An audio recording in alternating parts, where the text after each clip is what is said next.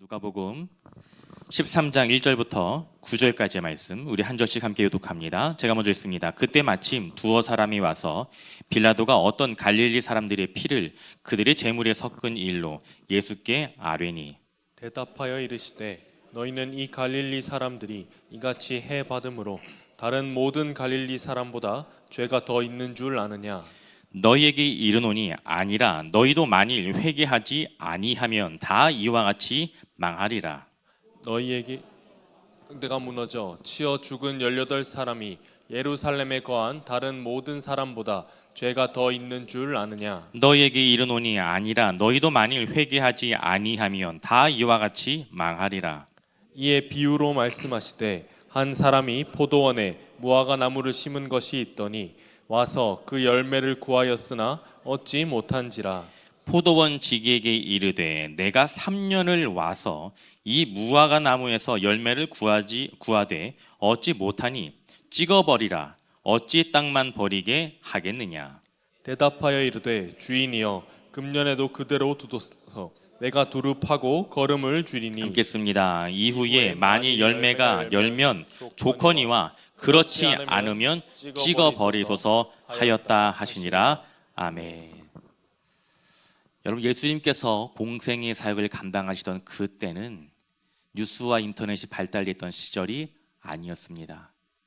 누군가 눈으로 목격한 일을, 그리고 누군가 귀로 듣게 된 그 사실을 누군가의 입으로 전하여졌던 그런 시절이었어요. 오늘 본문의 말씀은 어떤 사람들이 자신들이 목격한 한 가지 사건을 예수님께 와 그 소식을 전하는 이야기로 시작이 됩니다. 우리 누가복음 13장 1절 말씀 우리 함께 봅니다. 그때 마침 두어 사람이 와서 빌라도가 어떤 갈릴리 사람들의 피를 그들의 제물에 섞은 일로 예수께 아뢰니. 여러분, 이들이 예수님께 전한 소식이 무엇입니까? 로마의 총독인 빌라도가 갈릴리 사람들의 피를 제물에 섞은 일이 발생하였다는 것입니다. 여러분, 이 이야기가 무엇을 의미할까요? 제가 다시 말씀드리면 이런 거예요. 어떤 갈릴리 사람들이 성전에서 제사를 드리고 있는데 빌라도에 의해 죽임을 당했다는 것입니다. 여러분, 하나님께 제사를 드리는 일은 유대인들에게 가장 거룩하고도 가장 가치 있는 일이었습니다. 그런데 하나님께 제사를 드리는 거룩한 성전에서, 그것도 제사를 드리는 중에 죽임을 당했다는 것은 유대인들에게 가장 수치스럽고 가장 치욕스럽고 어찌 보면 가장 저주스러운 죽음을 의미하게 됩니다. 여러분, 이와 같처럼 유대인들이 생각한 이유가 무엇일까요? 그것은 당시 유대인들은 끔찍한 재앙과 질병으로 인하여 죽게 되는 것을 그 사람의 죄 때문에 받은 징벌, 형벌이라고 생각하였기 때문입니다. 우리 요한복음 9장 1절 말씀을 우리 함께 봅니다. 제자들이 물어 이르되 랍비여, 이 사람이 맹인으로 난 것이 누구의 죄로 인함이니까? 자기니까 그의 부모니까? 예수님과 함께 동행한 제자들이 어느 마을에서 태어날 때부터 앞을 보지 못한 한 맹인을 목격하게 되었습니다. 제자들이 예수님께 묻습니다. 이 사람이 맹인으로 태어난 것은 누구의 죄 때문입니까? 예수님의 제자들은 앞을 보지 못한 채로 태어난 이 맹인이 분명 누군가의 죄로 인하여 재앙을 겪고 있다고 생각한 것입니다. 여러분, 맹인이 앞을 보지 못하는 것이 누구의 죄 때문입니까? 이 맹인의 죄입니까? 아니면 부모의 죄 때문입니까? 여러분, 그 어느 누구의 죄도 아닙니다. 제자들의 질문에 대하여 예수님께서 다음과 같이 말씀을 하세요. 우리 요한복음 9장 3절 말씀을 함께 봅니다. 예수께서 대답하시되 이 사람이나 그의 부모의 죄로 인한 것이 아니라 그에게서 하나님이 하시는 일을 나타내고자 하심이라. 아멘. 사랑하는 성도 여러분, 지금 이 순간 나와 나의 가족이 감당할 수 없는 고통과 절망의 시간을, 고난의 시간을 겪고 있습니까? 그 감당할 수 없는 고통과 고난의 시간이 내가 지은 죄로 인하여 하나님께 징계를 받는 것으로 스스로 자책하며 그렇게 고통의 시간을 보내고 계신 성도님들이 이 자리에 계시고 계시는지 이 자리에 있는지 모르겠어요.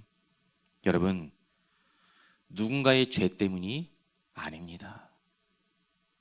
감당할 수 없는 고난과 고통의 시간은 징계를 위한 시간이 아니라 하나님께서 계획하신 하나님의 일을 이루시기 위한 시간입니다. 일전에 저희 집 큰아이가 병원에 입원하게 되었을 때 도대체 왜 이 재앙과 같은 시간이 나에게 임한 것일까? 왜 우리 가정에게 임한 것일까? 그 이유를 확인하고 싶었어요. 그래서 읽게 된 말씀이 구약 성경인 욥기입니다. 여러분, 욥은요 한순간에 모든 재산을 잃었습니다. 뿐만 아니라 욥의 건강 또한 잃게 되었어요. 무엇보다 욥의 사랑하는 모든 자녀들이 한날 한시에 죽고 말았습니다. 여러분, 욥이 재앙을 겪게 된 이유가 무엇입니까? 욥이 죄가 많아서입니까? 도대체 욥은 무슨 죄를 지었길래 이 끔찍한 재앙을 경험하게 된 걸까요? 그런데 욥기의 시작은 이렇게 기록되었습니다. 욥기 1장 1절 말씀 함께 봅니다. 우스 땅에 욥이라 불리는 사람이 있었는데 그 사람은 온전하고 정직하여 하나님을 경외하며 악에서 떠난 자더라. 아멘. 성경은 욥이 온전하고 하나님을 경외하며 악에서 떠난 자라고 분명히 밝히고 있습니다. 여러분, 만약 죄 때문에 당한 징계요 재앙이었다면 그 재앙과 징계는 욥이 아니라 욥의 친구들이 받는 것이 맞습니다. 욥이 겪게 된 이 비극은 욥의 죄 때문이 아니라 욥을 통해 하나님을 드러내시기 위한 하나님의 계획과 섭리 때문이었습니다. 욥은 모든 고난과 고통의 시간이 지난 뒤에 다음과 같은 고백을 합니다. 욥기 42장 우리 5절 말씀 함께 봅니다. 내가 주께 대하여 귀로 듣기만 하였사오나 이제는 눈으로 주를 배옵나이다. 아멘. 내가 지금까지는 누군가에 대하여 하나님에 대하여 귀로 듣기만 하였는데 이 고통의 시간을 통해 이제는 내가 하나님을 비로소 눈으로 볼 수 있게 되었습니다. 이제는 내가 살아계신 하나님을 인격적으로 만나 더 이상 다른 누군가의 하나님이 아닌 나의 하나님이 되어 주었습니다. 여러분, 욥은 고난의 시간을 통해 비로소 다른 누군가의 하나님이 아니라 나의 하나님을 만나게 된 것입니다. 여러분, 우리 하나님은 선한 분이세요. 참 좋으신 분이십니다. 좋으시고 선하신 하나님께서 나의 삶 가운데 고통의 시간을 허락하셨다면 그것은 분명 나의 삶을 통해 하나님의 선한 계획이 이루어지고 있다는 것입니다. 바라고 소망하는 것은 고난과 고통의 시간을 감당하고 이겨내고 선한 하나님의 계획과 뜻을 이루어낼 수 있는 저와 여러분들이 되시길 예수님의 이름으로 축원드립니다. 아멘. 성전에서 제사를 드리던 갈릴리 사람들이 빌라도에 의하여 끔찍한 죽임을 당했다는 소식을 듣게 된 예수님은 다음과 같은 말씀을 하셨어요.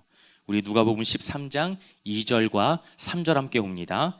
대답하여 이르시되 너희는 이 갈릴리 사람들이 이같이 해 받았으므로 다른 모든 갈릴리 사람보다 죄가 더 있는 줄 아느냐? 너희에게 이르노니 아니라. 너희도 만일 회개하지 아니하면 다 이와 같이 망하리라. 아멘. 빌라도에 의해 죽임을 당한 갈릴리 사람들이 죽임을 당하지 않은 다른 갈릴리 사람들보다 더 큰 죄가 있다고 생각하느냐? 결코 그렇지 않다.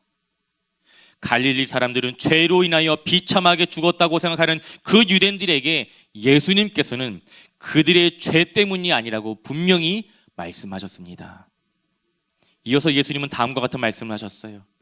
너희도 만일 회개하지 않으면 이와 같이 망하게 될 것이다. 이 죽음은 누군가의 잘못으로 인한 결과가 아니다. 너희도 언젠가 이와 같은 끔찍한 죽음을 당할 수 있다고 예수님께서 말씀하신 것입니다. 여러분, 갈릴리 사람들이 빌라도에 의해 성전에서 죽임을 당한 이 사건의 본질은요, 이들의 죽음이 누구의 책임인가, 과연 누구의 잘못인가가 아닙니다. 끔찍한 이 사건을 통해 모두가 다 하나님 앞에서 자기 자신을 살필 수 있는 기회로 삼아야 한다는 것이 이 사건의 본질인 것입니다. 비극적인 사건과 누군가의 죽음을 통해 하나님께서 왜 나는 살려주셨는지, 왜 나를 이곳에 두셨는지 스스로 자신을 돌아보라는 것입니다. 예수님이 이어서 실로암 망대에서 발생한 한 가지 사건에 대해 말씀하세요. 우리 본문 4절과 5절 말씀 함께 봅니다. 또 실로암에서 망대가 무너져 치여 죽은 18사람이 예루살렘에 거한 다른 모든 사람보다 죄가 더 있는 줄 아느냐? 너희에게 이르노니 아니라. 너희도 만일 회개하지 아니하면 다 이와 같이 망하리라. 아멘. 여러분, 당시 예루살렘은 고산지대에 위치해 있었습니다. 따라서 물이 몹시도 귀했어요. 그래서 예루살렘 성 밖에 위치한 한 다른 샘, 기온샘으로부터 수로를 연결해서 예루살렘 성 안에 인공 연못을 만들고 그곳과 연결했는데, 그 인공 연못의 이름이 우리가 익히 잘 알고 있는 실로암입니다. 여러분, 실로암에는요, 적들의 위협으로부터 예루살렘 성을 지키는 역할을 하는 망대가 세워져 있었습니다. 그런데 어느 날 실로암 망대가 무너지는 사고가 발생하였고, 그 사고로 인하여 무려 18명이라고 하는 사람의 목숨이 잃게 되었습니다. 예수님은 실로암 망대에서 사고로 인하여 죽임을 당한 그 18명이 예루살렘의 다른 곳에 거주하고 있는 그 다른 사람보다 더 큰 죄가 있어서 죽임을 당하는 것이 아니라고 분명히 말씀하셨어요. 여러분, 잔인한 빌라도의 칼에 의하여 죽임을 당했든지 아니면 망대가 무너져 죽임을 당했든지 문제는 죽은 자들에게 있는 것이 아니었습니다. 문제는요, 살아있는 우리에게 있는 거예요. 너희도 만일 회개하지 아니하면 다 이와 같이 망할 것이다. 예수님은 성전에서 죽임을 당한 갈릴리 사람들에 대하여 말씀하신 그 결론과 똑같은 결론의 말씀을 한 번 더 하셨어요. 무엇입니까? 반복을 통해 강조하신 거예요. 여러분, 그렇다면 예수님께서 강조하신 것이 무엇입니까?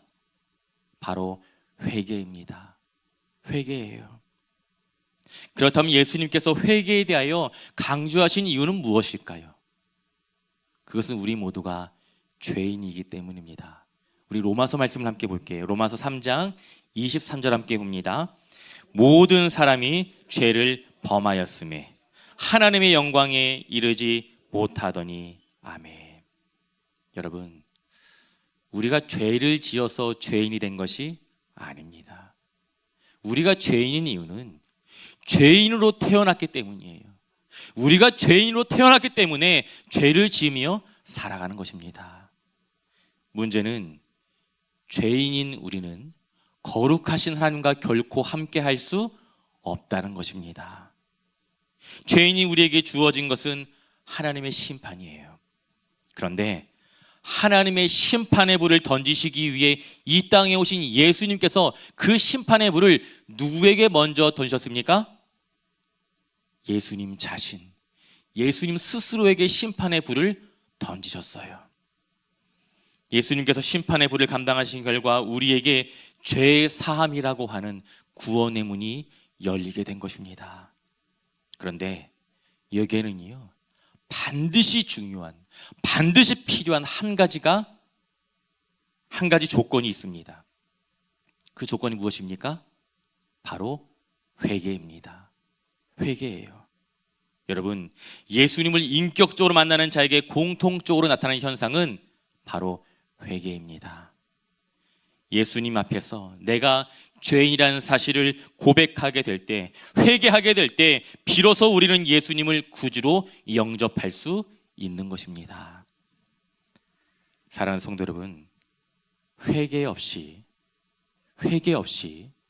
결코 죄사함의 역사는 이루어지지 않습니다. 귀금속의 순도를 판단하는 데 사용되는 돌을 시금석이라고 해요. 여러분, 회개는요, 영생과 멸망을 구분짓는, 결정짓는 시금석입니다. 갈릴리 사람들의 죽음, 실로암 망대의 사고, 끔찍한 참사의 희생자는 언젠가 내가 될 수도 있는 일이에요. 제가 장례식장 갈 때마다 생각하게 되는 것이 있습니다. 나의 마지막 날은 과연 언제일까? 내가 하나님의 심판대 앞에 서게 될 때 나는 과연 어떠한 모습으로 그 심판대 앞에 서게 될까? 여러분, 우리는 죽음이라고 하는 이 한계를 통해 비로소 하나님을 깊이 묵상하게 됩니다. 여러분, 우리 모두는요, 하나님의 심판 앞에 서 있는 존재입니다. 하나님의 자비하심을 떠나서는 우리 모두는 망할 수밖에 없어요. 그래서 우리는 모두 다 회개해야 합니다. 여러분, 회개하셔야 돼요. 날마다 하나님 앞에서 나 자신을 살피고 회개의 자리에 설 수 있는 저와 여러분들이 되시길 소망합니다. 죄인인 우리는 날마다 하나님의 자비하신 그 은혜를 통해 살아가고 있습니다. 그런데 문제는 우리가 하나님의 그 자비하심과 은혜에 대하여 너무나 익숙해져 있다는 거예요. 우리 누가복음 13장 6절과 7절 말씀 함께 봅니다.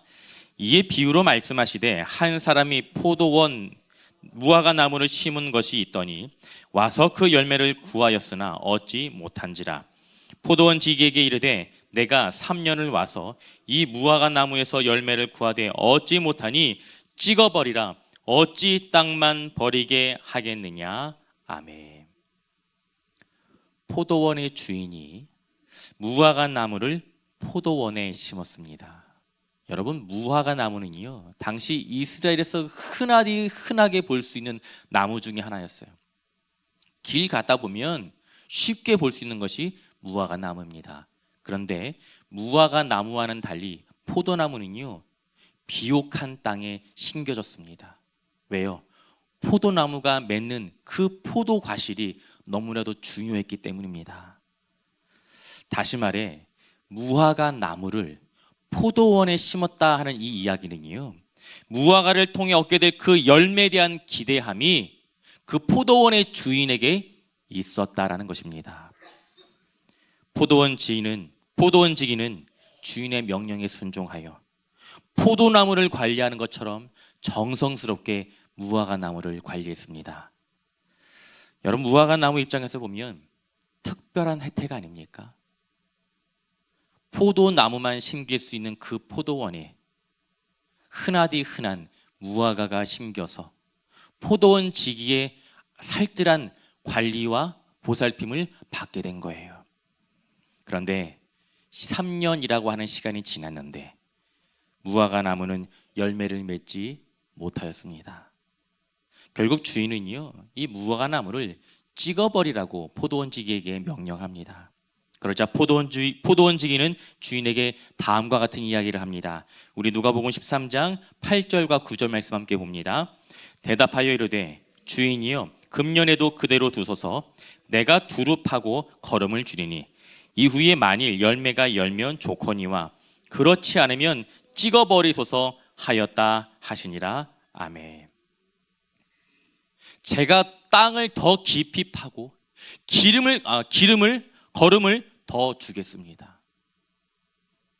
만일 1년 이후에도 이 무화과나무가 열매를 맺지 못하면 그때 찍어버리십시오. 포도원 지기는요, 주인에게 1년의 시간을 요청합니다. 결국 포도원 지기의 간청으로 인하여 무화과나무는 열매를 맺을 수 있는 또 한 번의 기회, 1년의 시간이 주어졌어요. 여러분, 예수님께서 들려주시는 이 무화과 나무의 비유가 이야기하는 것이 그 의미가 과연 무엇이겠습니까? 본문의 말씀에 기록된 포도원에 심긴 무화과 나무는 이스라엘 백성들을 의미합니다. 여러분 생각해 보세요. 이스라엘 백성들은 마치 포도원에 심긴 무화과 나무처럼 다른 이방 민족이 누리지 못한 특별한 특권을 누리고 있었습니다. 그 특권이 무엇입니까? 모세를 통해 율법을 받았어요. 예수님은 다른 이방 땅이 아닌 이스라엘에 태어나 이스라엘에서 공생의 사역을 감당하셨습니다. 다시 말해 이스라엘 백성들은 율법과 예수님을 통해 하나님의 말씀을 듣고 그 뜻을 깨달을 수 있는 기회가 주어졌다는 거예요. 하나님께 선택을 받은 민족에게 하나님께서 열매를 기대한다는 것은 어찌 보면 너무나도 당연한 것 아니겠습니까? 문제는 하나님께 선택을 받은 이 민족이 하나님께서 기대하신 그 열매를 맺지 못하였다는 것입니다. 우리 누가복음 3장 8절과 9절 말씀 함께 볼게요. 그러므로 회개에 합당한 열매를 맺고 속으로 아브라함이 우리 조상이라 말하지 말라. 내가 너희에게 이르노니 하나님이 능히 이 돌들로도 아브라함의 자손이 되게 하시리라. 이미 도끼가 나무 뿌리에 놓였으니 좋은 열매 맺지 아니하는 나무마다 찍혀 불에 던져지리라. 아멘. 여러분, 예수님뿐만 아니라 세례 요한을 통해 이미 이스라엘 백성들에게 회개가 선포되었습니다. 회개에 합당한 열매를 맺지 못하는 나무는 반드시 찍어 불에 던져질 것이다. 여러분, 회개에 합당한 열매를 맺지 못한 이스라엘 백성들뿐만 아니라 모든 인류는 찍어 불에 던져지는 심판을 받게 될 것입니다. 그런데 주인에게 1년의 시간을 더 요청한 그 포도원 지기처럼 하나님의 심판의 불에 대하여 집행이 아닌 유보를 요청한 분이 존재합니다. 그 존재가 누구입니까? 바로 예수 그리스도입니다. 예수님께서 말씀하시는 이야기에 등장하는 포도원 지기는 바로 예수님 자신을 의미하고 있어요. 예수님 때문에 유대인들뿐만 아니라 이 땅의 모든 죄인들에 대한 하나님의 심판이 연기된 것입니다. 예수님께서 흘리신 그 대속의 피로 인하여 하나님과 화해할 수 있는 구원의 길이 열리게 되었어요. 그런데 중요한 것은 하나님의 심판은 취소된 것이 아니라는 것입니다. 취소가 아니에요. 잠시 그 기간이 연기된 것뿐입니다. 여러분, 포도원 지기가 주인에게 요청한 시간은 영원한 시간이 아니었어요. 1년의 시간이었습니다.